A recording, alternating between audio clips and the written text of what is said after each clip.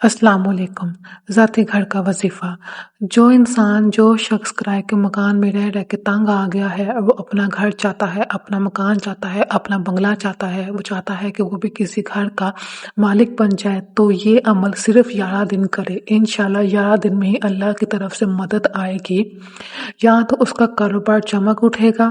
अगर उसका कारोबार बिल्कुल तबाह है तो इतने ज़्यादा ग्राहक आएंगे, इतनी ज़्यादा सेल्स होंगी कि उसके पास सेविंग्स होंगी, सेविंग्स होना शुरू हो जाएंगी और वो अपना घर ले पाएगा।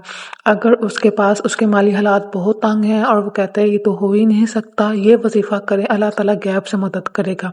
अगर उसके पास नौकरी नहीं है तो उसको नौकरी मिल जाएगी और फिर नौकरी जहाँ वो नौकरी करता होगा वहां से ही उसको घर मिल जाएगा उसके परफॉर्मेंस के बेस पे।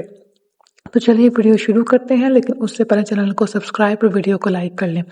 अमल कुछ यूं है कि सबसे पहले आपने 5 वक्त की नमाज अदा करनी है। जब आप 5 वक्त की नमाज अदा करना शुरू कर दें तो ये आयत जो इस टाइम आप स्क्रीन पे लिखी हुई देख सकते हैं, इसको किसी सफेद कागज पे लिख लें, काले बॉल पॉइंट से या फिर नीले बॉल पॉइंट से, नीले से या फिर काले से लिख के अपने पर्स में रख लें।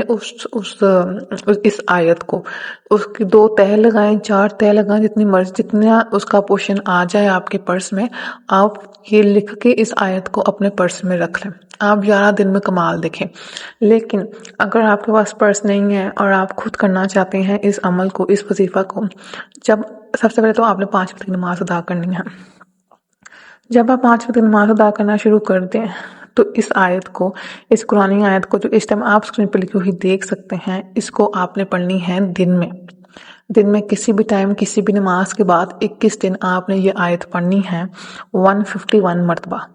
ठीक है, आपने 151 मरतबा इस आयत को, इस कुरानी आयत को पढ़नी है। दिन में किसी भी मरतबा पढ़ लें, किसी भी नमाज के बाद पढ़ लें। 21 दिन आप ये अमल करें, इंशाल्लाह कामयाबी होगी, आपकी तंगदस्ती खत्म हो जाएगी, खुशहाली के दरवाजे खुल जाएंगे। आपको कहाँ से रिस्क आ रहा है आप खुद भी पता नहीं चलेगा। अल्लाह ताला ऐसे वसाइल पैदा करेगा आपके लिए कि आपकी अकल दंग रह जाएगी।